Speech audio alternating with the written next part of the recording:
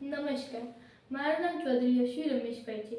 મેં આજે eco friendly preservative tablet એટલે કે ખાદ્ય સુરક્ષા ગોળી બનાવી છે. જે બનાવવા માટેની સાધન સામગ્રી જોઈશે.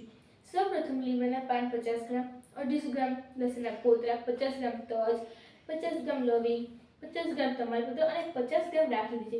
હવે આપણે ઇકો ફ્રેન્ડલી પ્રિઝર્વેટિવ ટેબ્લેટ બનાવવાની રીત જોઈશું. તો આપણે સૌપ્રથમ લીમડાના પાનને સ્વચ્છ પાણીથી ધોઈ નાખીશું. હવે લીમડાના પાન, લસણના ફોતરા, તજ, લવિંગ અને તમાલપત્રને સારો એવો ભૂકો કરશું. હવે આ ભૂકાની અંદર પાણી નાખીને આ મિશ્રણને બરાબર હલાવીશું.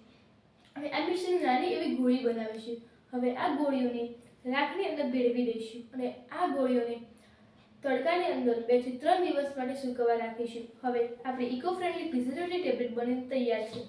હવે આની ઉપયોગિતા જોઈશું. અનાજની અંદર કીટકો જેવા કે ઈયળ, ધનેરા, નાના એવા જંતુઓ પડે છે જે અનાજને બગાડી દે છે. અને આપણે અનાજની અંદર આ ગોળી મૂકવામાં આવે તો અનાજ બગડતું નથી અને અનાજ સુરક્ષિત રહે છે. અને અનાજને આ ગોળી 2 થી 3 વર્ષ સુધી બગડવા દેતી નથી. અને આ ગોળી આપણને ખાવામાં આવે તો આપણના સ્વાસ્થ્યને કોઈ પણ પ્રકારનું નુકસાન થતું નથી અને આ ગોળી 2 થી 3 વર્ષ સુધી બગડતી નથી.